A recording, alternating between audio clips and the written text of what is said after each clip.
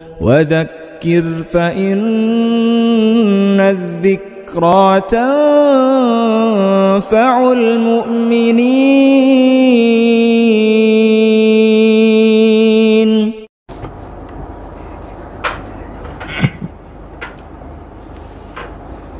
الحمد لله نحمده ونستعينه ونستغفره ونؤمن به ونتوكل عليه ونعوذ بالله من شرور أنفسنا ومن سيئات أعمالنا. من يهده الله فلا مضل له ومن يضلله فلا هادي له. ونشهد أن لا إله إلا الله وحده لا شريك له. ونشهد أن سيدنا ونبينا ومولانا محمدا عبده ورسوله صلى الله تعالى عليه وعلى آله وأصحابه وبارك وسلم تسليما كثيرا كثيرا. أما بعد فأعوذ بالله من الشيطان الرجيم. بسم الله الرحمن الرحيم. فجاءته إحداهما تمشي على استحياء قالت إن أبي يدعوك ليجزيك أجر ما سقيت لنا. فلما جاءه وقص عليه القصص قال لا تخف نجوت من القوم الظالمين. بزرگان محترم اور برادران عزیز، یہ سورہ قصص کی 25 نمبر کی آیت ہے۔ اس آیت پاک میں ایک خاص واقعے کی طرف اشارہ کیا گیا ہے۔ واقعہ یہ ہے کہ جب سیدنا حضرت موسیٰ علی نبینا وعلیہ السلام نے ہجرت فرمائی اور ہجرت کر کے مدین پہنچے تو مدین کے کنویں پر آپ نے 2 لڑکیوں کو موجود پایا جو اپنی بکریوں کو الگ لے کر کھڑی ہوئی تھی، اس انتظار میں کہ لوگ اپنی بکریوں کو پانی پلا کر فارغ ہو جائے تو بعد میں یہ اپنی بکریوں کو پانی پلائے گی۔ حضرت موسیٰ علیہ السلام نے جب یہ دیکھا تو آپ نے ان لڑکیوں کی بکریوں کو پانی پلا دیا۔ یہ دونوں لڑکیاں حضرت شعیب علیہ السلام کی تھیں۔ جب یہ دونوں اپنے گھر وقت سے پہلے پہنچی تو ان کے والد محترم حضرت شعیب علیہ السلام نے جلدی آنے کا سبب پوچھا۔ انہوں نے بتایا کہ ہم نے کنویں پر ایک آدمی کو موجود پایا جس نے ہمارے ساتھ خیر خواہی کی اور ہماری بکریوں کو پانی پلا دیا۔ حضرت شعیب علیہ السلام نے فرمایا جاؤ ان کو میرے پاس بلا لاؤ۔ چنانچہ 2 لڑکیوں میں سے ایک لڑکی حضرت موسیٰ علیہ السلام کو بلانے کے لیے آئی اور شرماتے ہوئے آئی۔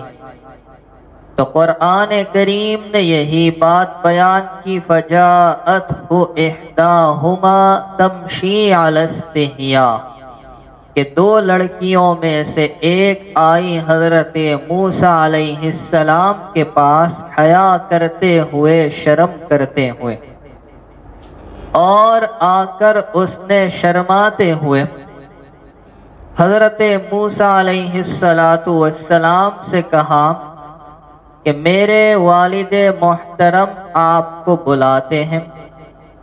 حضرت موسیٰ علیہ السلام ان کے ساتھ جانے لگے تو فرمایا تم پیچھے چلو، میں آگے چلتا ہوں اور پیچھے سے تم مجھے راستہ بتاتے رہو۔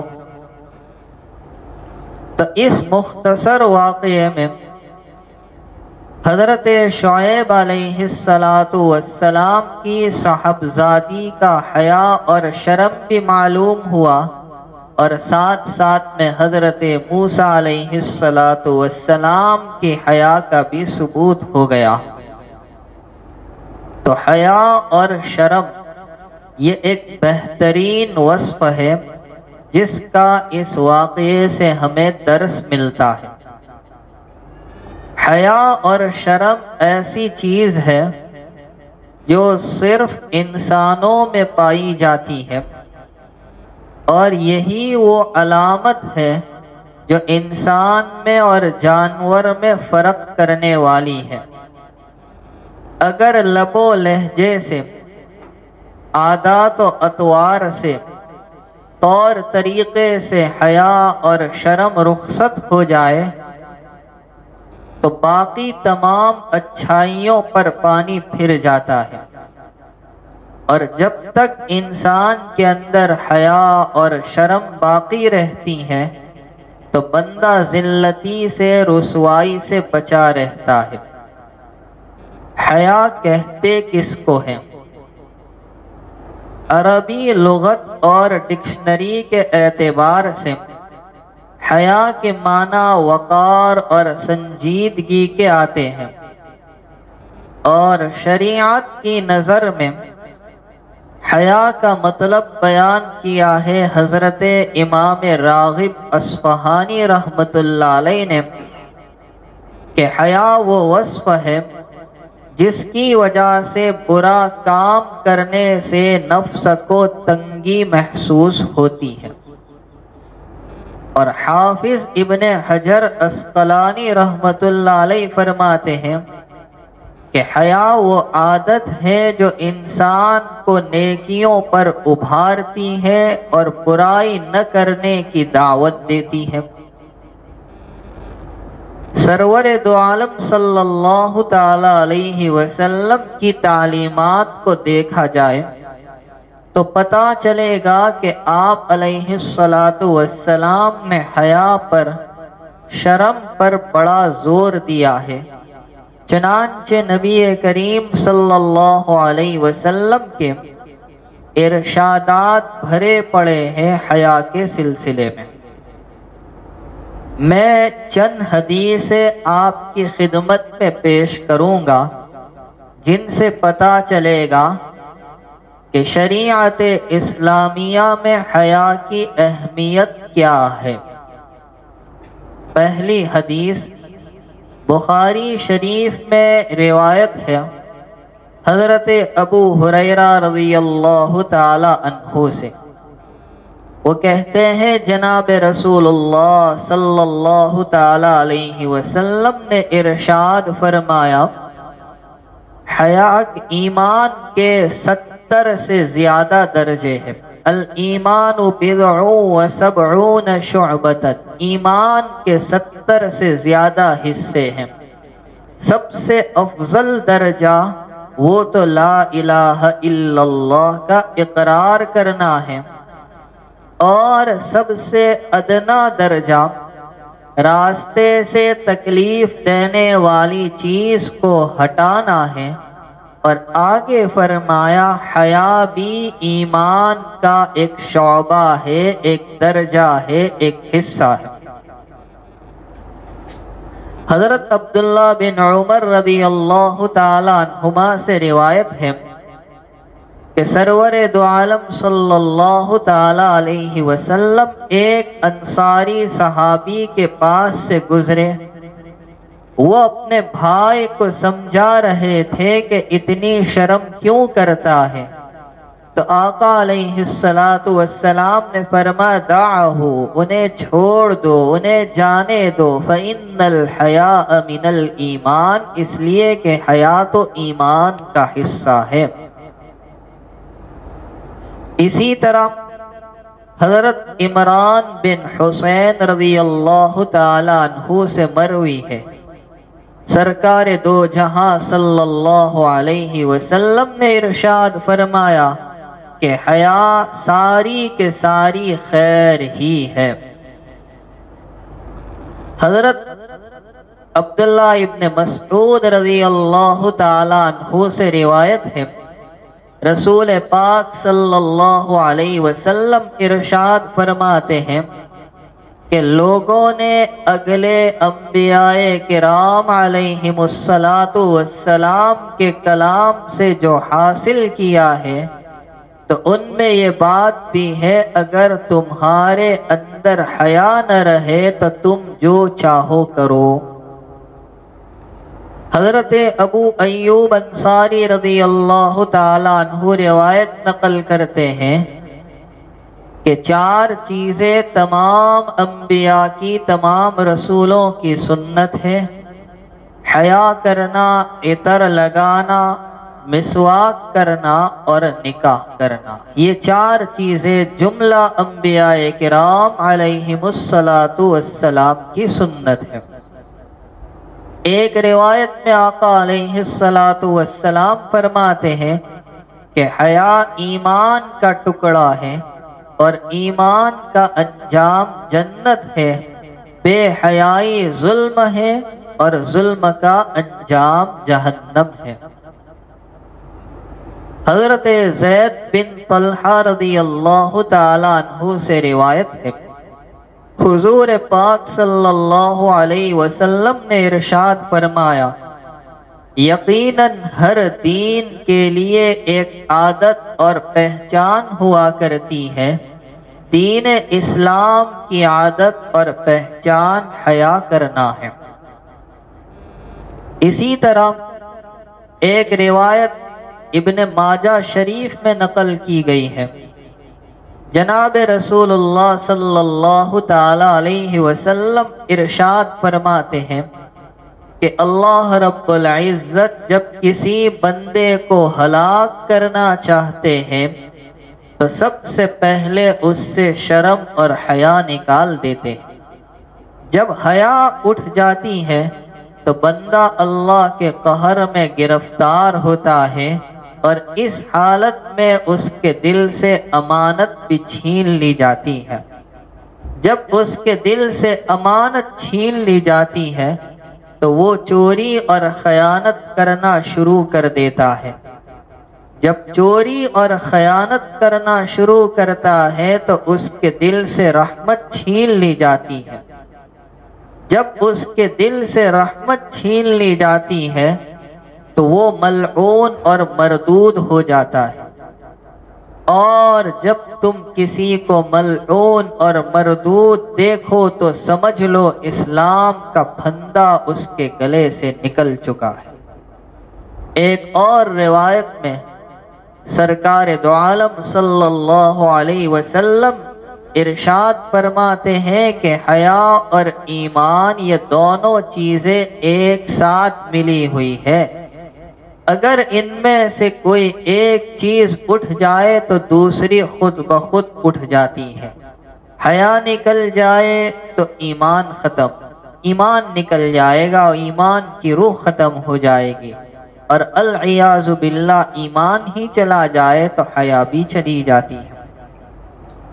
تو یہ میں نے چند حدیثیں آپ کے سامنے پیش کی. ان حدیثوں سے آپ نے اندازہ لگا لیا ہوگا کہ ہماری شریعت نے حیا پر، شرم پر کتنا زور دیا ہے اور اس کی کتنی اہمیت بتلائی ہے. علماء نے حیا کی 3 قسمیں بیان کی ہے. حیا کی ایک قسم ہے اللہ تعالی سے حیا کرنا۔ اللہ تعالی سے حیا دین کی قوت اور یقین کی صحت کے ذریعے حاصل ہوتی ہے۔ دوسری قسم ہے لوگوں سے حیا کرنا، اور لوگوں سے حیا کرنے کا مطلب ہے کہ بندوں کو تکلیف نہ پہنچائی جائے اور فضول بات پر دشمنی نہ لی جائے۔ اور تیسری قسم حیا کی اپنے آپ سے حیا کرنا، اسی کو امام ترمذی رحمۃ اللہ علیہ نے ایک حدیث میں بیان کیا ہے۔ یہ تو ایک حدیث ہے جو میں آپ کے سامنے پیش کرتا ہوں۔ ہمارے ملک کے مشہور عالم دین حضرت مفتی سلمان صاحب منصور پوری دامت برکاتہم نے اسی حدیث کی جب وضاحت کی تو تقریباً 400 صفحات کی ایک کتاب لکھ دی ہے۔ وہ کتاب اب ہندوستان میں ہندی زبان میں بھی ملتی ہے۔ میں تو اپیل کروں گا آپ لوگوں سے کہ اس کتاب کو خریدے اور اپنے گھروں میں اس کی تعلیم کرے، اس کا مطالعہ کرے۔ کتاب کا نام ہے اللہ سے شرم کیجئے۔ تو وہ ترمذی شریف کی روایت کیا ہے؟ سرکار دو عالم صلی اللہ علیہ وسلم فرماتے ہیں استحیوا من اللہ حق الحیا، اللہ سے شرم کرو جیسا کہ شرم کرنے کا حق ہوتا ہے۔ صحابہ کرام عرض کرتے پیارے آقا ہم تو اللہ سے شرم کرتے ہی ہیں۔ آقا نے فرمایا نہیں، یہ مطلب نہیں۔ اللہ سے شرم کرنے کا مطلب ہے فَلْيَحْفَظِ الرَّأْسَ وَمَا وَعَى، آدمی سب سے پہلے اپنے سر کی اور سر کے آس پاس کی چیز مثلا کان، آنکھ، ناک، زبان، دماغ وغیرہ ان چیزوں کی حفاظت کرے۔ اللہ سے شرم کرنے کا مطلب ہے وَلْيَحْفَظِ الْبَطَنَ وَمَا حَوَى، آدمی اپنے پیٹ کی اور پیٹ کے آس پاس کی چیز یعنی نیچے کی جانب شرمگاہ، اوپر کی جانب دل، اس کی حفاظت کرے۔ وَلْيَذْكُرِ الْمَوْتَ وَالْبِلَى، اللہ سے شرم کرنے کا مطلب ہے بندہ موت کو اور موت کے بعد گل جانے سڑ جانے کو یاد رکھے۔ وَمَنْ أَرَادَ الْآخِرَةَ تَرَكَ زِينَةَ الدُّنْيَا، اللہ سے شرم کرنے کا مطلب یہ ہے کہ جو بندہ آخرت کا طلبگار ہے اسے چاہیے کہ دنیا کی زیب و زینت کو چھوڑ دے۔ جس نے اس بات پر عمل کیا اس نے اللہ سے ایسے شرم کی جیسا کہ شرم کرنے کا حق ہوتا ہے۔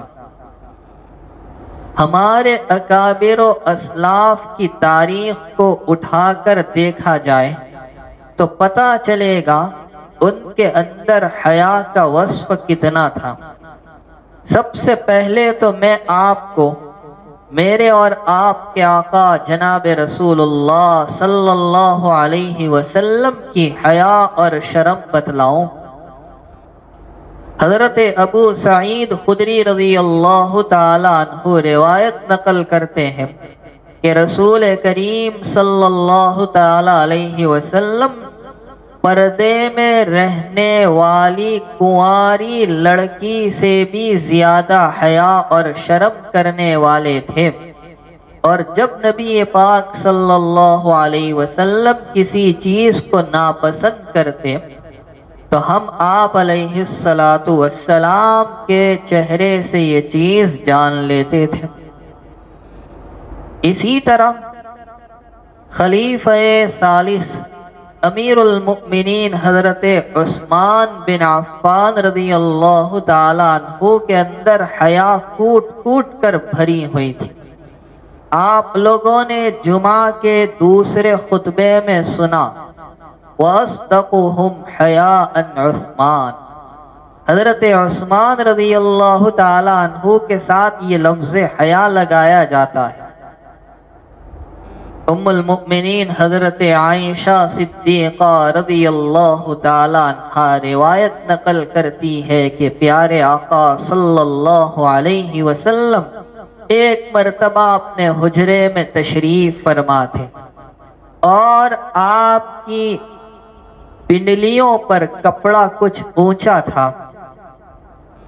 اس دوران صدیق اکبر رضی اللہ تعالیٰ عنہ حاضر خدمت ہوئے، اجازت طلب کی، انہیں اجازت دے دی گئی۔ سرکار دو عالم صلی اللہ علیہ وسلم اپنی ہیئت پر تشریف فرما رہے۔ کچھ دیر کے بعد فاروق اعظم رضی اللہ تعالیٰ عنہ حاضر خدمت ہوئے، انہوں نے اجازت چاہی، اجازت دے دی گئی اور آقا صلی اللہ علیہ وسلم جس شان کے ساتھ بیٹھے تھے اسی طرح تشریف فرما رہے۔ اور کچھ دیر بعد حضرت عثمان بن عفان رضی اللہ تعالیٰ عنہ نے اجازت طلب کی تو نبی کریم صلی اللہ علیہ وسلم نے اجازت دی، اٹھ کر بیٹھ گئے اور اپنی پنڈلیوں پر کپڑا درست کر لیا۔ جب آپ فارغ ہوئے تو عائشہ رضی اللہ تعالی عنہا نے نبی کریم صلی اللہ علیہ وسلم سے پوچھا، آپ کی بھی عجیب شان ہے۔ ابو بکر صدیق آئے، آپ جس شان کے ساتھ بیٹھے تھے اسی طرح بیٹھے رہے۔ عمر ابن الخطاب آئے، آپ جس طرح بیٹھے تھے بیٹھے رہے۔ لیکن جب عثمان غنی آئے تو آپ اٹھ کر بیٹھ گئے، پنڈلیوں پر سے کپڑے کو درست کیا، ایسا کیوں؟ اس وقت نبی کریم صلی اللہ علیہ وسلم نے کیا جملے ارشاد فرمائے؟ فرمایا، میں اس آدمی سے حیا کیوں نہ کروں جس سے فرشتے بھی حیا کرتے ہو۔ یہ تھی حضرت عثمان بن عفان رضی اللہ تعالیٰ عنہ کی حیا، بلکہ ان کی حیا کا عالم تو یہ تھا کہ آپ غسل خانے میں بھی کپڑے پہن کر غسل کیا کرتے تھے۔ حضرت ابو نعیم رحمت اللہ علیہ روایت نقل کرتے ہیں کہ سرور دو عالم صلی اللہ علیہ وسلم نے ارشاد فرمایا کہ حضرت عثمان رضی اللہ تعالیٰ عنہ میری امت میں سب سے زیادہ باحیا اور سب سے زیادہ معزز انسان ہیں۔ تو یہ حضرت عثمان کی حیا۔ بخاری شریف میں ایک جنتی خاتون کی حیا کا ذکر ملتا ہے۔ حضرت عطا بن ابی رباح رحمت اللہ علیہ کہتے ہیں کہ مجھے میرے استاد محترم حضرت عبداللہ ابن عباس رضی اللہ تعالیٰ عنہما نے کہا کہ میں تمہیں ایک جنتی عورت نہ دکھاؤں؟ میں نے عرض کیا ضرور۔ کہا ایک سیاہ عورت حضور پاک صلی اللہ علیہ وسلم کی خدمت میں آئی اور کہا مجھے مرگی کا دورہ پڑتا ہے۔ راندیر والوں کو مرغی کا دورہ پڑتا ہے، مرگی ایک بیماری ہے کھینچ کی طرح۔ تو کہا مجھے مرگی کا دورہ پڑتا ہے جس کی وجہ سے میرا سطر کھل جاتا ہے، آپ دعا کیجئے۔ آقا صلی اللہ علیہ وسلم نے فرمایا اگر تو چاہے تو صبر کر، اس کے بدلے تجھے جنت ملے گی، اور اگر تو چاہے تو میں اللہ سے دعا کروں اللہ تیرے اس مرض کو دور کر دے اور نجات عطا فرمائے۔ اس خاتون نے کہا میں صبر کروں گی، لیکن آپ اتنی دعا کیجئے کہ جب یہ دورہ پڑے میرا سطر نہ کھلے۔ چنانچہ نبی کریم صلی اللہ علیہ وسلم نے دعا کر دی۔ اب دیکھیے اندازہ لگائے کہ اس خاتون میں حیا کتنی کوٹ کوٹ کر بھری تھی۔ اسی طرح ابو داؤد شریف میں واقعہ موجود ہے، ایک صحابیہ کا لڑکا ایک جنگ میں شہید ہو گیا، وہ برقع اوڑھ کر واقعے کی تحقیق کے لیے آئی۔ کسی نے کہا اس حالت میں بھی تو نے برقع نہیں چھوڑا؟ اس کا جواب تھا میرا لڑکا فوت ہوا ہے، میری حیا فوت نہیں ہوئی۔ اور خاتون جنت جناب رسول اکرم صلی اللہ علیہ وسلم کی سب سے چھوٹی چہیتی اور لاڈلی صاحبزادی حضرت فاطمہ رضی اللہ تعالی عنہا کی حیات بڑی مشہور ہے۔ حضرت فاطمہ رضی اللہ تعالی عنہا فرماتی ہے مجھے حیا آتی ہے کہ جب میرا انتقال ہو جائے تو لوگ مردوں کے تخت پر لٹا کر مجھے کندھے پر اٹھائے، اور اس زمانے میں مردوں کا جنازہ جو ہوا کرتا تھا وہ اوپر سے کھلا ہوتا تھا، جیسا کہ آج بھی بہت سے علاقوں میں یہ رواج ہے۔ اس لیے انہیں اندیشہ تھا کہیں میرے جسم کی بناوٹ ظاہر نہ ہو۔ یہی بات انہوں نے ایک مرتبہ حضرت اسماء بنت عمیس رضی اللہ تعالی عنہا سے کہی۔ حضرت اسماء بنت عمیس رضی اللہ تعالی عنہا نے کہا اے رسول اللہ صلی اللہ علیہ وسلم کی صاحبزادی، کیا میں تمہیں ایسی چیز نہ بتاؤں جو میں نے حبشہ کے علاقے میں دیکھی؟ اب حبشہ میں کیا رواج تھا؟ حضرت فاطمہ نے کہا ضرور بتائیے۔ حضرت اسماء بنت عمیس نے کھجور کی کچھ تازہ ٹہنیاں منگوائی اور ان کو کمان کی شکل میں موڑ دیا اور اس کو تخت پر رکھا، اس پر کپڑا ڈال دیا۔ حضرت فاطمہ رضی اللہ تعالی عنہا نے فرمایا یہ تو بڑی اچھی چیز ہے، اس سے مرد اور عورت کے جنازے میں فرق ہو جائے گا اور عورت کا بدن بھی چھپ جائے گا۔ اور کہا اے اسماء دیکھو، جب میرا انتقال ہو جائے تو میری چارپائی پر اسی طرح تم چھڑیاں رکھ دینا۔ چنانچہ ان کی وصیت پر عمل کیا گیا۔ کتنی حیا تھی، زندگی میں تو وہ با حیا رہی، مرنے کے بعد بھی پسند نہیں کیا کہ جسم کی بناوٹ کو کوئی دیکھے۔ اب اگر کوئی سوال کرے کہ جب اسلام میں حیا کی اتنی اہمیت ہے، شرم کی اتنی فضیلت ہے، تو پھر آخر ہمارے معاشرے میں اتنی بے حیائی کیوں پھیلتی جا رہی ہے؟ آج اگر ہم غور کریں گے پتہ چلے گا ہمارے معاشرے میں بے حیائی کا سیلاب آیا ہوا ہے۔ تو آخر اتنی بے حیائی کیوں؟ بے حیائی کے اسباب کیا کیا ہے؟ بے حیائی کا پہلا سبب ہے فیشن پرستی۔ مسلمان مردوں کو اور مسلمان عورتوں کو مغربی ممالک کی اندھی تقلید نے گمراہ کر دیا۔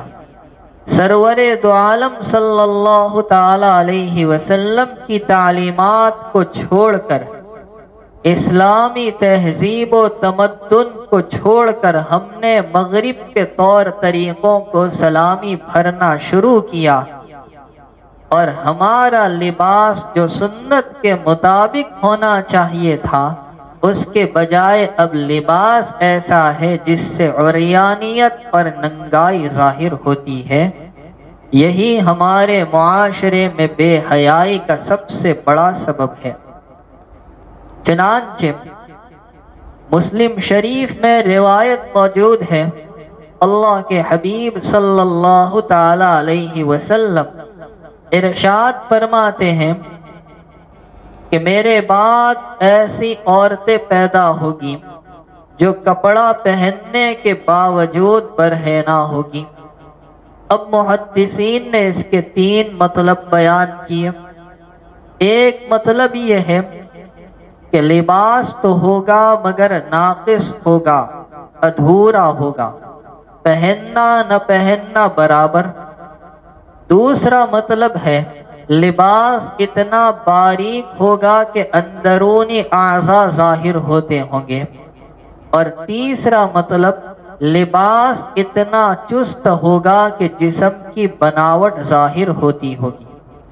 پیارے آقا صلی اللہ علیہ وسلم فرماتے ہیں ایسی عورتیں راستوں پر اور سڑکوں پر مٹک مٹک کر چلے گی، اور مرد انہیں نگاہ اٹھا اٹھا کر دیکھیں گے، ان کے سر اونٹ کی کوہان کی طرح تمہیں نظر آئیں گے۔ آقا فرماتے ہیں ایسی عورتیں جنت میں جانا تو دور رہا، جنت کی خوشبو بھی سونگھ نہیں پائے گی، چاہے اس کی خوشبو 500 سال کی دوری سے آ رہی ہو۔ تو معاشرے میں پھیلنے والی بے حیائی کا پہلا سبب فیشن پرستی، دوسرا سبب ہے انٹرنیٹ۔ آج کل انٹرنیٹ پر آنے والی ایسی گندی چیزیں جس نے ہمارے مسلمان بچوں کے، جوانوں کے، بوڑھوں کے ذہنوں کو خراب کر کے رکھ دیا۔ یہودیوں کی تو پہلے سے یہ فطرت رہی ہے کہ مسلمانوں کو کچھ ایسی چیزوں میں الجھا دیا جائے کہ نہ ان کے پاس دین رہے نہ دنیا رہے۔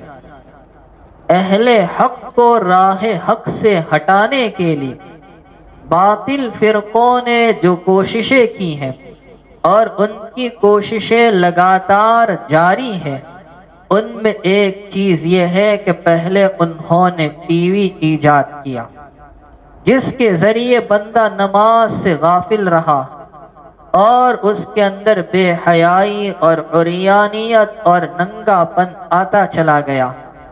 اسی طرح گانے سننے کے آلات ایجاد کیے، اور اب رفتہ رفتہ انٹرنیٹ کی بلا اور وبا میں بندہ ایسا پھنسا ہے کہ نکلنے کا کوئی سراغ نظر نہیں آتا۔ کئی کئی گندی اور ناپاک ویب سائٹ جو نجاسات اور غلاظتوں سے بھری ہوئی اسی لیے کام کر رہی ہے کہ اہل حق کو راہ حق سے کیسے ہٹایا جائے، تو یہ معاشرے میں پھیلنے والی بے حیائی کا دوسرا سبب ہے۔ تیسرا سبب ہے حرام مال کھانا۔ آج کل تو اس کا پوچھنا ہی کیا، خیانت کا ہو، دھوکے کا ہو، رشوت کا ہو، سودی کمائی ہو، بینک سے حاصل کیا ہوا لون ہو، کسی کو ٹوپی پہنائی ہو، میرے بھائیوں حرام مال کا اتنا برا اثر ہوتا ہے۔ میں آپ کو ایک واقعہ سناؤں۔ آپ جانتے ہیں ابا آدم علیہ السلام اور اماں حضرت حوا یہ دونوں جنت میں رہا کرتے تھے۔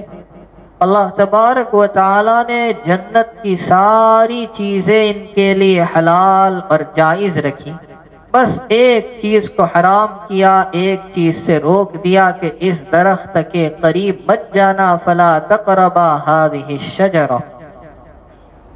لیکن شیطان نے ان دونوں کو پٹی پڑھائی اور انہوں نے وہ شجر ممنوعہ کھا لیا۔ اب اس کا اثر کیا ہوا؟ جنتی لباس اتر گیا، دونوں کے سامنے ایک دوسرے کا ستر اور شرمگاہ کھل گئی، ظاہر ہو گئی، اور جنتی درخت کے پتوں سے اپنے بدن اور جسم کو ڈھانپنے لگے۔ مفسرین کرام یہاں لکھتے ہیں کہ یہ حرام کا اثر ہے، جس کی وجہ سے ستر کھل گیا، شرمگاہ ظاہر ہو گئی۔ تو ایک عارضی طور پر ایک چھوٹی سی چیز کھا لی، جس کی وجہ سے یہ بے حیائی آئی، تو جو رات دن ہما وقت حرام خوری میں مبتلا ہے، ان میں کتنی بے حیائی آتی ہوگی، آپ خود اس کا اندازہ لگا لیں۔ بے حیائی اور بے حیائی کا چوتھا سبب ہے بے پردگی۔ آج ہمارے معاشرے میں جو بے حیائی پھیل رہی ہے تو اس کا ایک بڑا سبب ہے ہماری خواتین نے، ہماری ماؤں اور بہنوں نے پردے کو چھوڑ دیا۔ حالانکہ اللہ تبارک و تعالی اپنے کلام مقدس میں ارشاد فرماتے ہیں، یا ایھا النبی قل لازواجک وبناتک ونساء المؤمنین یدنین علیہن من جلابیبہن۔ اے نبی صلی اللہ علیہ وسلم، آپ اپنی بیویوں کو اور اپنی بیٹیوں کو فرما دیجئے کہ وہ اپنے چہروں پر چادریں لٹکایا کرے۔ اب ہم اپنے معاشرے کا جائزہ لیں۔ ہمارے معاشرے میں بے پردگی کا طوفان ہے۔ ہماری مسلمان مائیں اور بہنیں بھی یورپ اور مغرب کی عورتوں کی طرح بے پردہ رہنے پر زور دے رہی ہے اور اس کو اپنی آزادی سمجھتی ہے۔ میں کہتا ہوں یہ آزادی نہیں، یہ بربادی ہے۔ بے پردگی اخلاقی گراوٹ کی جڑ ہے۔ آپ ثابت کر کے بتا دیں کہ جو عورتیں بے پردہ رہتی ہیں، فیشن پرستی میں مبتلا رہتی ہیں، تو کیا ان کے اخلاق عمدہ ہو گئے؟ کیا ان کی عفت اور پاک دامنی سلامت رہی؟ اگر سلامت ہے تو ہم بھی بے پردگی کو جائز کہیں گے، لیکن نہیں۔ سرور دو عالم صلی اللہ علیہ وسلم نے پردے کی اہمیت پر زور دیا، اور آپ کی ازواج مطہرات نے اور بنات مکرمات نے اس پر عمل کر کے بھی دکھایا۔ میں پہلے آپ کے سامنے پردے کی اہمیت پر 2-3 حدیثیں پیش کر دوں، اور پھر ازواج مطہرات کا عمل بتاؤں کہ ان کے یہاں پردے کا کتنا اہتمام تھا۔ پہلی حدیث ترمذی شریف میں روایت ہے، سرکار دو عالم صلی اللہ علیہ وسلم ارشاد فرماتے ہیں، المرأۃ عورۃ اذا خرجت استشرفها الشیطان، کہ عورت تو چھپانے کی چیز ہے، جب وہ باہر نکلتی ہے یعنی بے پردہ ہو کر تو شیطان اسے تاکتا رہتا ہے۔ نمبر 2، حضرت ام سلمہ رضی اللہ تعالی عنہ کہتی ہیں کہ میں اور حضرت میمونہ رضی اللہ تعالی عنہ یہ دونوں ایک مرتبہ سرکار دو عالم صلی اللہ علیہ وسلم کے پاس بیٹھی تھی۔ سامنے سے ایک نابینا اندھے صحابی حضرت عبداللہ ابن ام مکتوم رضی اللہ تعالی عنہ آتے ہوئے نظر آئے تو آپ نے فرما پردہ کرو، اندر چلی جاؤ۔ انہوں نے کہا حضور وہ تو نابینا ہے۔ فرما وہ نابینا ہے، تم تو نابینا نہیں ہو۔ نمبر 3، آقا علیہ السلام کی چہیتی صاحبزادی حضرت فاطمہ رضی اللہ تعالی عنہا سے پوچھا گیا، عورتوں کے لیے سب سے اچھی چیز کیا ہے؟ فرمایا نہ وہ مردوں کو دیکھے نہ مرد اسے دیکھے، یہ اس کے لیے سب سے اچھی چیز ہے۔ خادم رسول حضرت انس بن مالک رضی اللہ تعالی عنہ فرماتے ہیں کہ جب سے میں نے بالغ ہونے کی خبر نبی کریم صلی اللہ علیہ وسلم کو دی تو آپ نے مجھے ازواج مطہرات کے پاس جانے سے روک دیا کہ اب پردہ کیا کرو۔ تو یہ تو نبی علیہ السلام کے ارشادات تھے۔ آپ کی ازواج کا عمل کیا تھا؟ حضرت زینب بنت جہش رضی اللہ تعالی عنہا کا جب نکاح سرکار دو عالم صلی اللہ علیہ وسلم سے ہوا، اس وقت تک پردے کا حکم نہیں آیا تھا۔ یہ واقعہ میں جو بتا رہا ہوں یہ پردے کا حکم آنے سے پہلے ہے، اور اسی سے آپ اندازہ لگائے کہ ابھی تک حکم نہیں آیا پھر بھی ان کا عمل کیا ہے۔ تو حضرت زینب جب رخصت ہو کر نبی پاک صلی اللہ علیہ وسلم کے یہاں آئی اور آپ نے ولیمہ فرمایا، چھوٹا سا کمرہ تھا، حاضرین آتے رہے، کچھ ایسے بھی تھے جو وہاں کھانے کے بعد جم کر بیٹھ گئے، باتیں کرنے لگے۔ حضرت زینب رضی اللہ تعالی عنہا بھی اسی کمرے میں ایک طرف دیوار کی جانب منہ کیے ہوئے بیٹھی تھی۔ نبی کریم صلی اللہ علیہ وسلم کو ان کا بیٹھنا ناگوار معلوم ہوا اور آپ مکان سے باہر آئے، دیگر ازواج کے یہاں ملاقات کے لیے تشریف لے گئے۔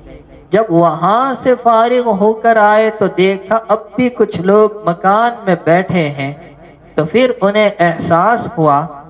پھر اللہ نے پردے کی آیت نازل فرمائی۔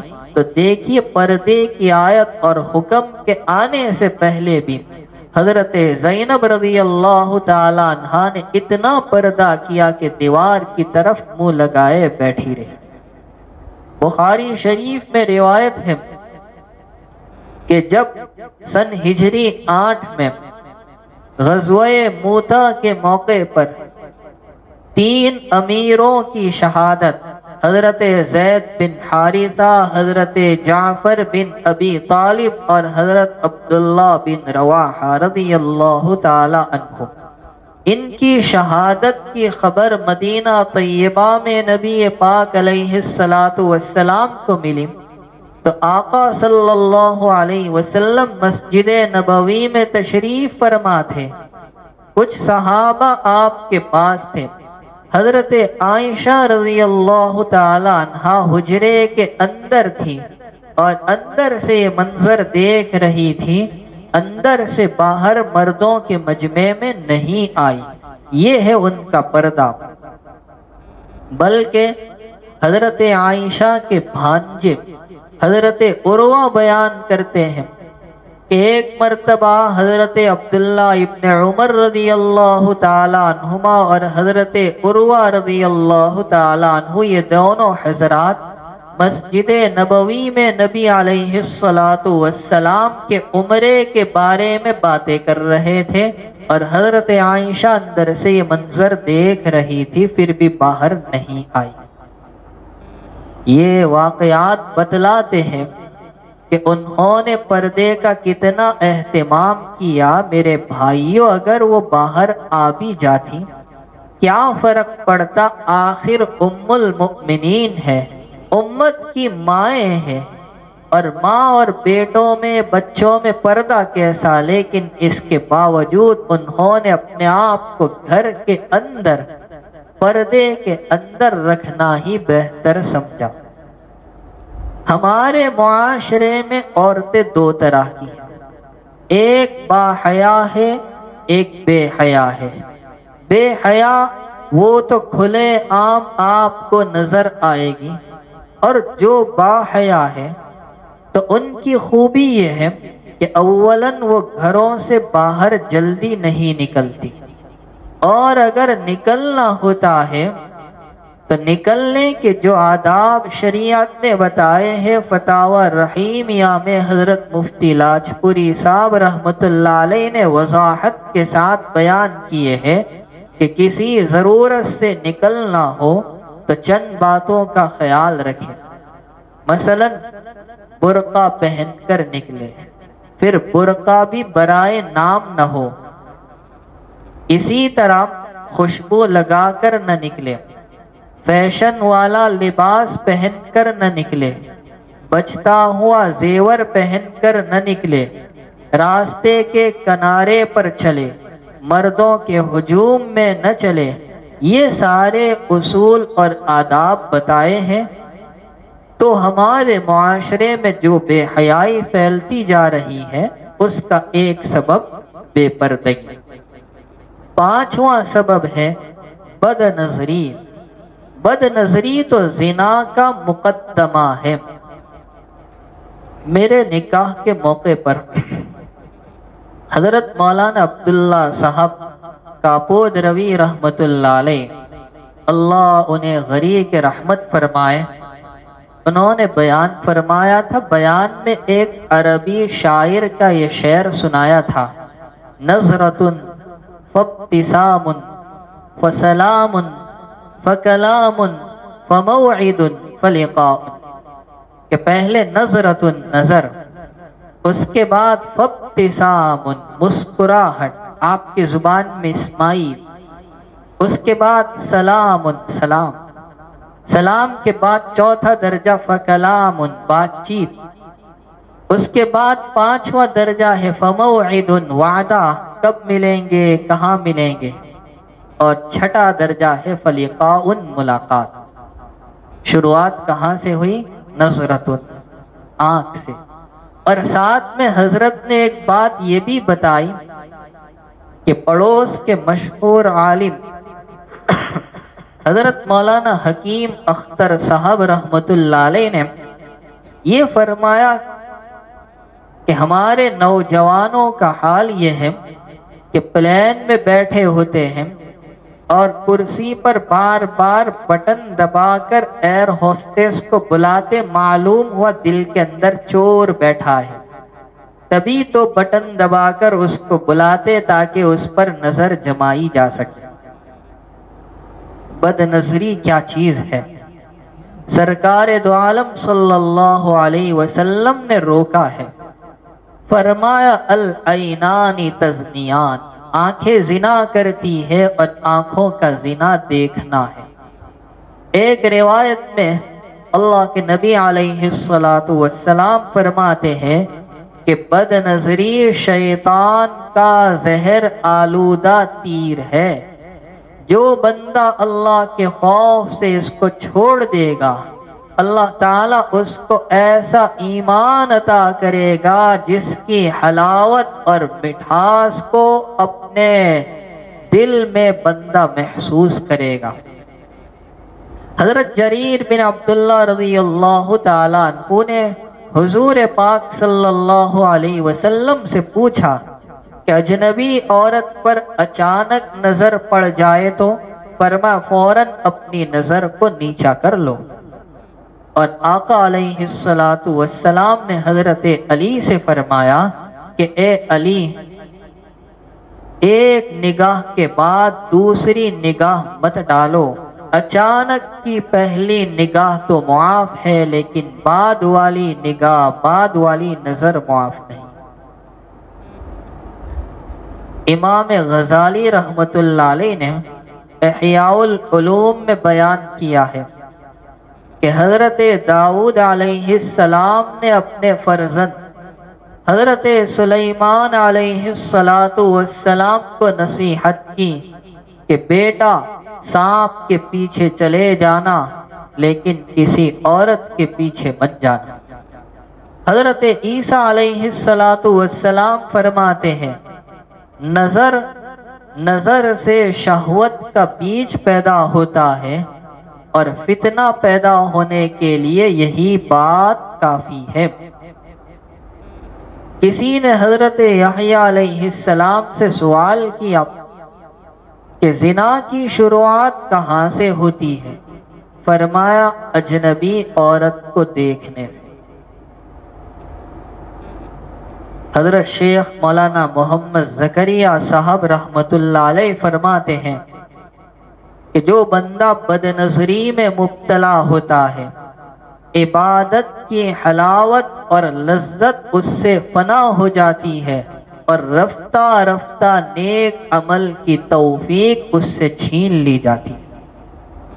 اور ان کے شیخ حضرت مولانا خلیل احمد سہارنپوری رحمت اللہ علیہ فرماتے ہیں کہ بد نظری تو قوت حافظہ کے لیے زہر قاتل ہے۔ حضرت مجدد الفسانی رحمت اللہ علیہ فرماتے تھے جس آدمی کی نظر پر قابو نہیں اس کے دل پر قابو نہیں، جس کا دل محفوظ نہیں اس کی شرم، جس آدمی کی نظر محفوظ نہیں اس کی شرمگاہ محفوظ نہیں، جس کی شرمگاہ محفوظ نہیں اس کا دل محفوظ نہیں، اور جس کا دل محفوظ نہیں اس کا ایمان محفوظ نہیں۔ بلکہ میں تو آپ کو حضرت شیخ رحمت اللہ علیہ کی ایک بات بتاؤں جو انہوں نے آپ بیتی میں بیان کی ہے۔ فرمایا کتنے ذاکرین ذکر کرنے والے ایسے ہیں کہ ذکر کی وجہ سے دل میں نور پیدا ہوا، لیکن جہاں بد نظری میں مبتلا ہوئے اس نور سے محروم کر دیے گئے۔ اسی لیے تمام مشائخ کا اس بات پر اتفاق ہے کہ بد نظری کے ہوتے ہوئے اصلاح نہیں ہو سکتی۔ اللہ حفاظت فرمائے۔ تو ہمیں چاہیے کہ ہم اپنے آپ کو بے حیائی سے روک کر حیا کا زیور اپنے اندر پیدا کریں اور اس زیور سے اپنے آپ کو سجائے۔ حیا کے بہت سارے فائدے ہیں۔ کون کون سے فائدے؟ نمبر 1، حیا کی وجہ سے اللہ کی محبت نصیب ہوتی ہے۔ نمبر 2، حیا انبیاء کرام علیہم السلام کے اوصاف میں سے ایک وصف ہے۔ نمبر 3، حیا ہر اطاعت اور بھلائی کی کنجی ہے۔ نمبر 4، حیا انسان کو ظاہری اور باطنی ہر اعتبار سے خوبصورت بنا دیتی ہے۔ ایک حدیث میں ہے، سرکار دو عالم صلی اللہ علیہ وسلم نے ارشاد فرمایا کہ حیا جس چیز میں بھی داخل ہوتی ہے اسے مزین کر دیتی ہے۔ نمبر 5، امام قرطبی رحمت اللہ علیہ فرماتے ہیں کہ اہل حیا یعنی حیا اور شرم کرنے والے با اخلاق اور با وقار ہوتے ہیں۔ نمبر 6، حیا گناہوں سے حفاظت کا ذریعہ ہے۔ میں آپ کو 2 واقعے سناؤں جس سے پتہ چلے گا جب بندے کے اندر حیا ہوگی گناہوں سے بچنا آسان ہوگا۔ ایک واقعہ تو امام غزالی رحمت اللہ علیہ نے احیاء العلوم میں بیان کیا ہے۔ مدینہ منورہ کے بڑے عالم اور مشہور فقیہ حضرت سلیمان بن یسار رحمت اللہ علیہ، وہ ایک مرتبہ حج کے لیے چلے اور راستے میں ایک جگہ آئی، اس جگہ کا نام تھا ابوا۔ وہاں ٹھہرے، اپنے ساتھی کو کھانا لینے کے لیے بھیجا۔ سامنے ایک مکان تھا، وہاں ایک عرب بدو عورت جو بڑی خوبصورت تھی وہ رہتی تھی۔ تو وہ برقع اوڑے ہوئے حضرت سلیمان بن یسار کے پاس آئی۔ آپ نے یہ خیال کیا شاید کھانا مانگنے کے لیے آئی ہے، تو اس نے اچانک چہرے سے پردہ ہٹا دیا اور کہا مجھے تو وہ چاہیے جو عورت کو مرد سے ضرورت ہوتی ہے۔ حج کا سفر ہے، مبارک سفر ہے، اور یہ کٹھن امتحان۔ دھاڑے مار مار کر رونے لگے۔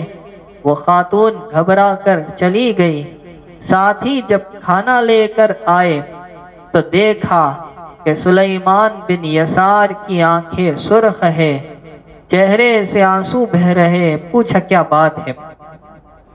فرما کچھ نہیں، بس بچے یاد آ گئے تھے۔ کہ نہیں، بچوں کی یاد میں کوئی اتنا نہیں روتا، بات کچھ اور ہے، سچ سچ بتاؤ۔ حضرت سلیمان بن یسار نے فرمایا کہ اس طرح کا واقعہ میرے ساتھ پیش آیا ہے۔ تو ساتھی بھی رونے لگا۔ پوچھا بھائی تم کیوں روتے ہو؟ تمہارے ساتھ تو ایسا واقعہ پیش نہیں آیا۔ کہ میں تو اس لیے رو رہا ہوں کہ حضرت آپ تھے تو گناہ سے بچ گئے، آپ کی جگہ میں ہوتا تو میں تو گناہ میں مبتلا ہو جاتا۔ پھر یہ دونوں حضرات چلے، سفر کرتے ہوئے مکہ مکرمہ پہنچے، طواف کیا، سعی کی، حجر اسود کے پاس آ کر بیٹھ گئے، اور بیٹھے بیٹھے سلیمان بن یسار کو ہلکی سی نیند آئی۔ خواب میں دیکھا ایک نہایت حسین و جمیل خوبصورت انسان ہے۔ پوچھا بھائی تم کون ہو؟ کہا میں یوسف ہوں۔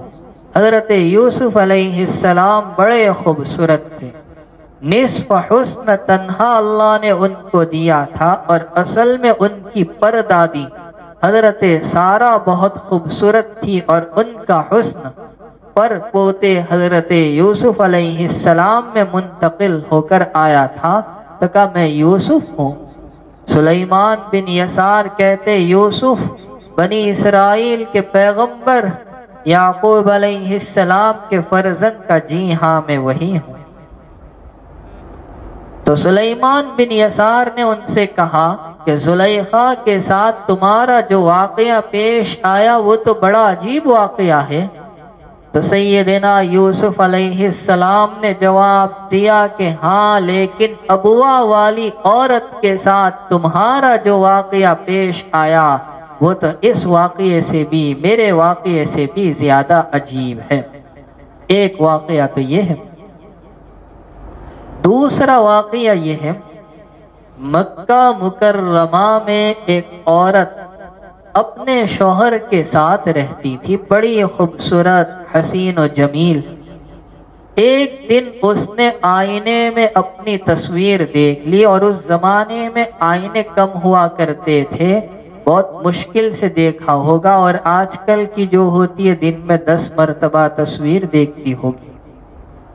تو ایک مرتبہ اس نے آئینے میں تصویر دیکھ لی، تو شوہر سے کہا بتائیے کوئی ایسا آدمی بھی ہے جو میرے اس حسن و جمال کو دیکھ کر بھی مجھ پر فریفتہ نہ ہو، لٹو نہ ہو، عاشق نہ بنے؟ شوہر کی زبان سے نکل گیا ہاں ایک بندہ ہے، عبید بن عمیر ان کا نام ہے، وہ تیری جال میں گرفتار نہیں ہو سکتے۔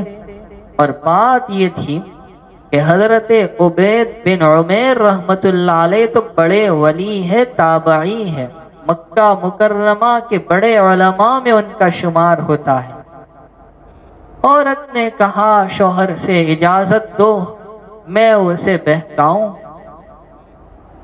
چنانچہ وہ آئی مسئلہ پوچھنے کے لیے، آ کر عبید بن عمیر کے پاس بیٹھ گئی، اور دوران گفتگو اس نے اپنے چاند جیسے چہرے سے پردہ ہٹا لیا، اور عبید بن عمیر سے گناہ کی خواہش پیش کر دی۔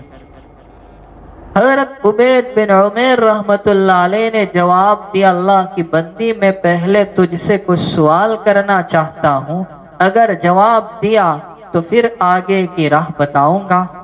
کہا ٹھیک ہے پوچھو آپ کو کیا پوچھنا ہے۔ تو عبید بن عمیر رحمت اللہ علیہ نے اس خاتون سے کہا یہ بتا کہ اگر ملک الموت تیری روح قبض کرنے کے لیے آ جائے اس وقت اچھا لگے گا تو مجھ سے یہ کام کروائے؟ کہ اللہ کی قسم ہرگز نہیں، کیسی بات کرتے ہو؟ کہ ٹھیک ہے تو نے سچ کہا۔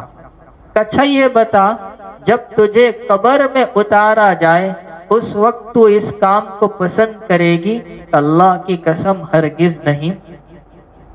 کہ اچھا ٹھیک ہے یہ بتا جب قیامت کے دن تمام لوگوں کے اعمال نامے دیے جا رہے ہو کیا تو اس وقت چاہے گی کہ میں تیری خواہش اور تمنا پوری کروں؟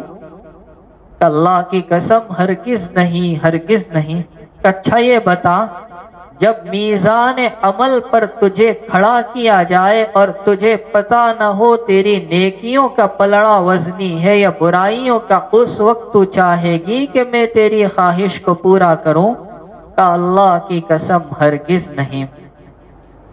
کہ اچھا جب پل صراط پر سے گزرنا ہو اس وقت تو چاہے گی کہ میں تیری خواہش کو پورا کروں؟ کہ ہرگز نہیں۔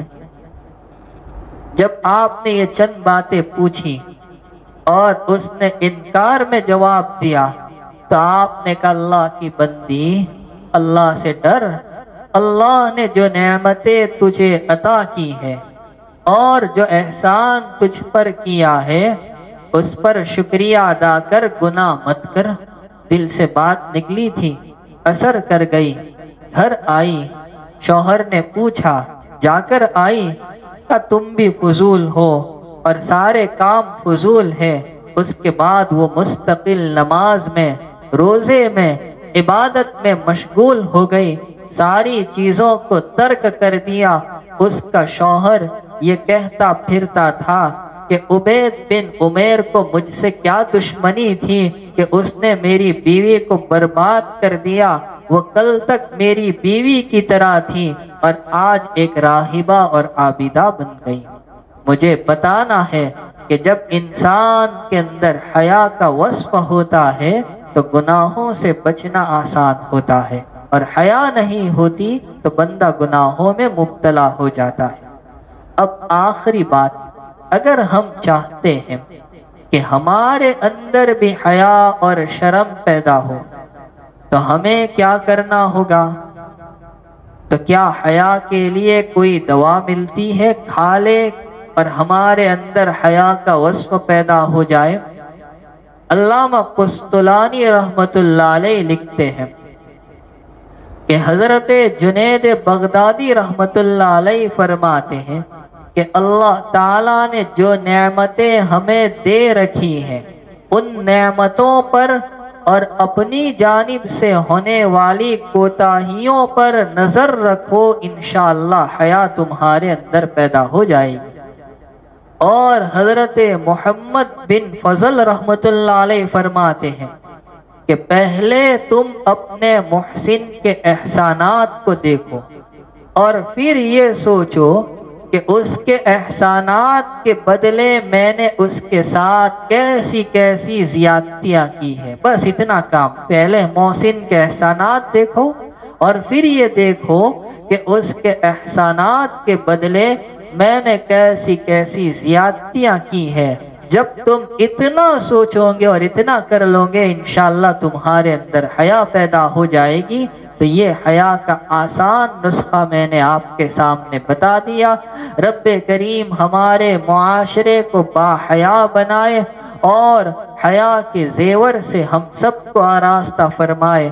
ہمارا معاشرہ جس بے حیائی کے دلدل میں گرفتار ہے اور بے حیائی کے جو بھیانک نتائج ہمارے سامنے ہیں، رب کریم ان سب سے ہمارے معاشرے کو پاک و صاف فرما کر نبوی اور مدنی معاشرہ جیسا بنا دے۔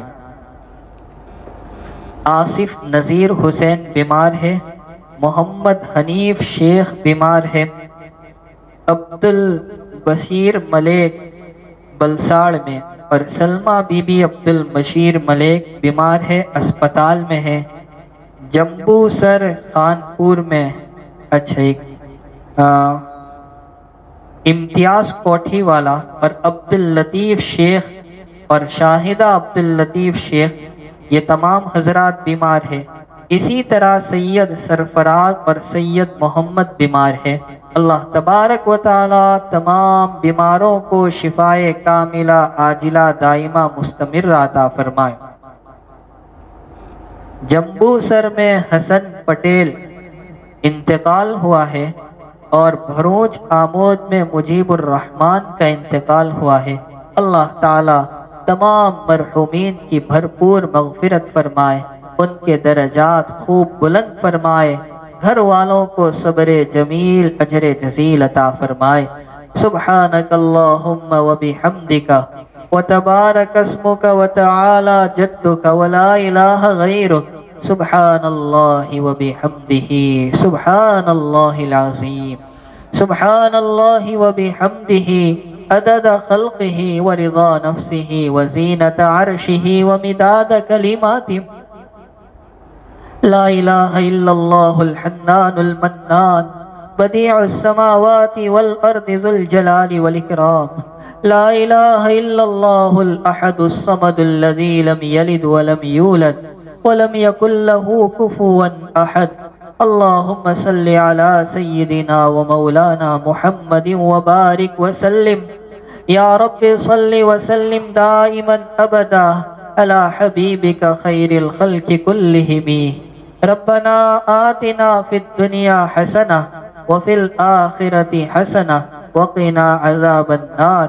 ربنا لا تزغ قلوبنا بعد اذ هدیتنا وهب لنا من لدنک رحمہ انک انت الوہاب۔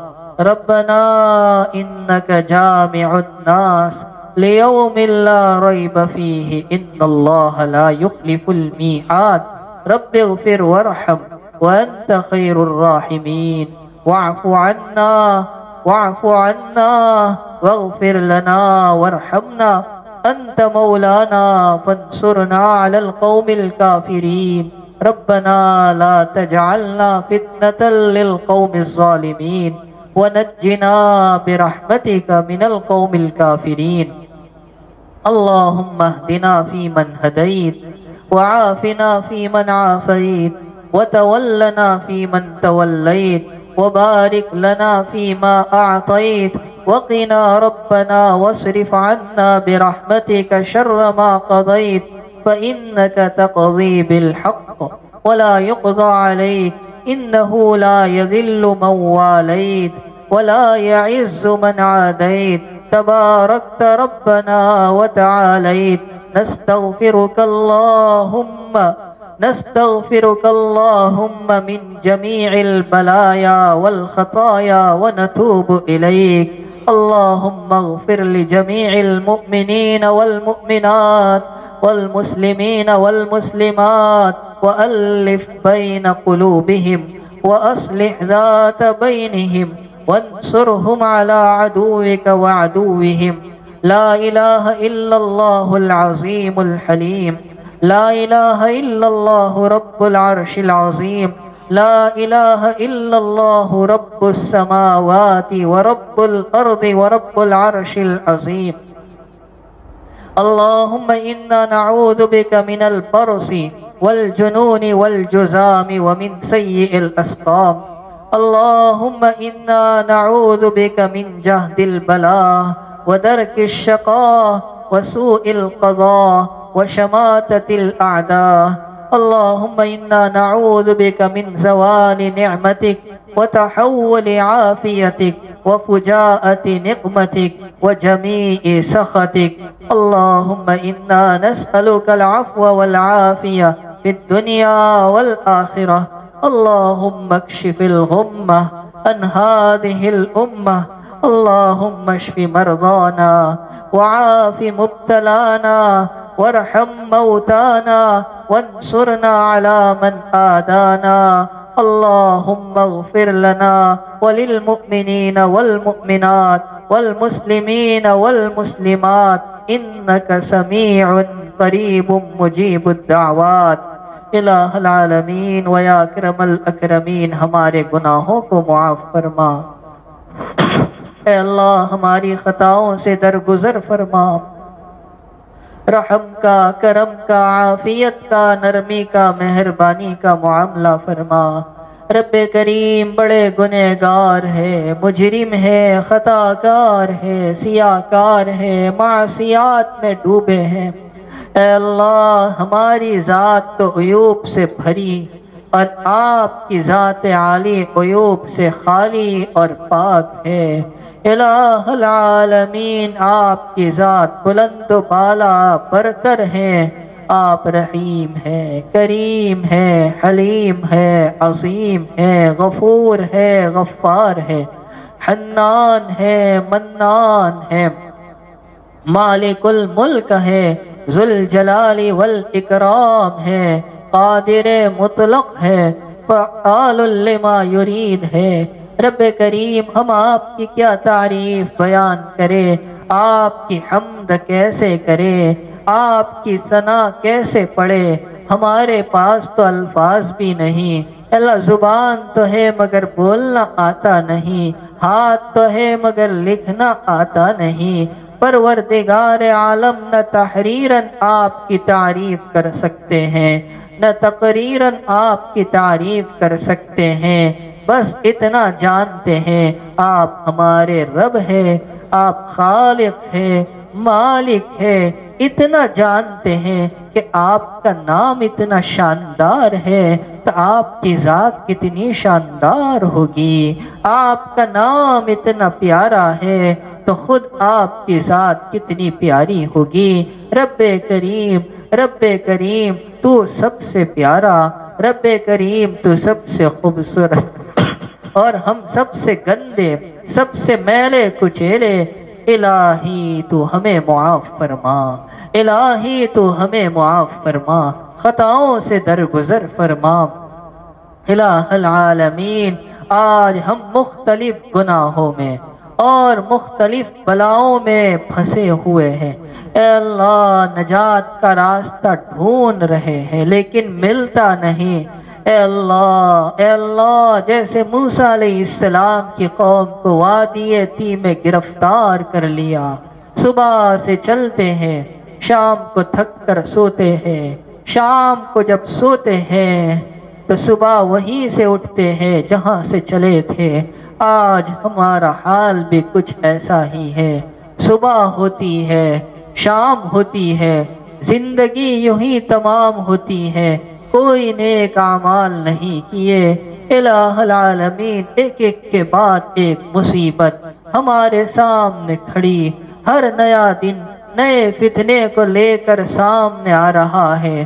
آج یہ پریشانی، کل وہ پریشانی، آج یہ فتنہ، کل وہ فتنہ، ایک سے نکلے نہیں دوسرا سامنے کھڑا ہے، دوسرے سے نکلے نہیں تیسرا استقبال کرنے کو تیار ہے۔ الہ العالمین، تمام فتنوں سے نجات عطا فرما، تمام بلاؤں کو ختم فرما۔ اے اللہ، تمام امراض کو ختم فرما دے۔ الہ العالمین، واقعی بڑا نازک دور ہے۔ الہ العالمین، معاشرے میں ساری خرابیاں عام ہو چکی۔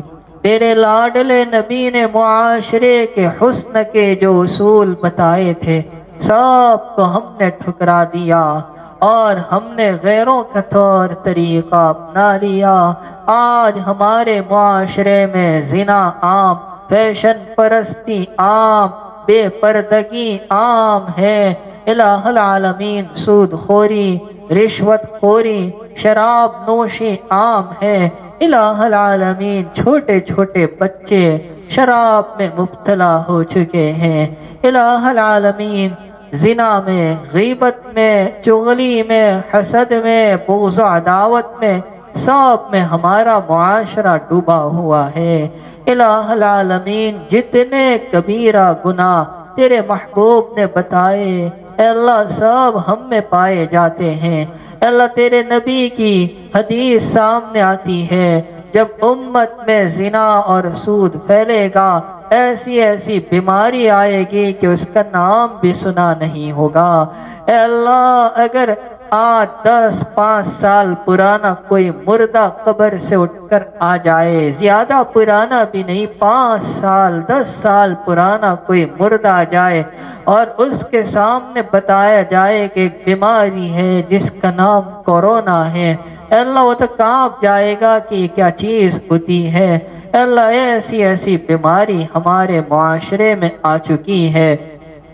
دراصل یہ ہمارے اعمال بد کی سزا، ہمارے گناہوں کی سزا۔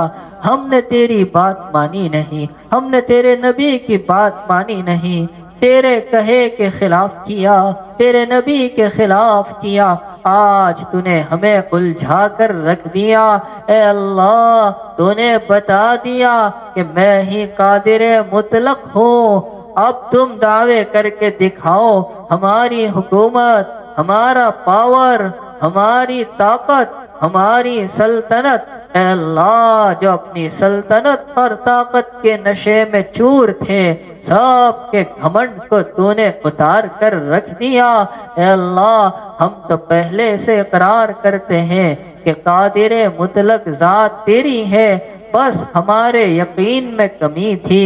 اے اللہ، آج یقین پختہ ہو چکا ہے۔ اے اللہ، جانوروں کو تو آکسیجن مل رہا ہے، کبھی انہوں نے تڑپ کر جان نہیں دی، لیکن تو نے انسانوں کے مخصوص طبقے پر آکسیجن کو روک کر بتا دیا کہ اب جاؤ، اب ڈھونڈو، اب پھانپے مارو، الہی ہم پر رحم فرما، اے اللہ ہم پر کرم فرما، اے اللہ ہمارے حال پر رحم فرما۔ ہم تو پہلے سے ضعیف ہے، کمزور ہے، طاقت ہے، رب کریم ہمارا امتحان نہ لے، ہمارا امتحان نہ لے، اے اللہ ہمیں نہ آزما، اس آزمائش سے جلد از جلد نجات عطا فرما۔ الہ العالمین ہمارے بیماروں کو شفائے کاملہ نصیب فرما، مرحومین کی مغفرت فرما، اے اللہ ان کے درجات بلند فرما، مقروضین کے قرضوں کی ادائیگی کا غیب سے انتظام فرما، محبوسین کو رہائی عطا فرما، مقدمات میں الجھے ہوئوں کو بری فرما، بے مکانوں کو عافیت والا مکان عطا فرما، بے دکانوں کو سہولت والی دکان عطا فرما، جو بے روزگار ہے تو انہیں برسرے روزگار بنا دے، جن کی آمدنی کم اخراجات بڑے ہوئے ہیں، اے اللہ تو ان کی آمدنی میں برکتیں پیدا فرما، حلال روزی نصیب فرما، حرام سے حفاظت فرما، ہم سب کو اپنے اپنے وقت پر حسن خاتمہ کی نعمت سے مالا مال فرما، کلمہ طیبہ کے ساتھ رخصت ہونا نصیب فرما،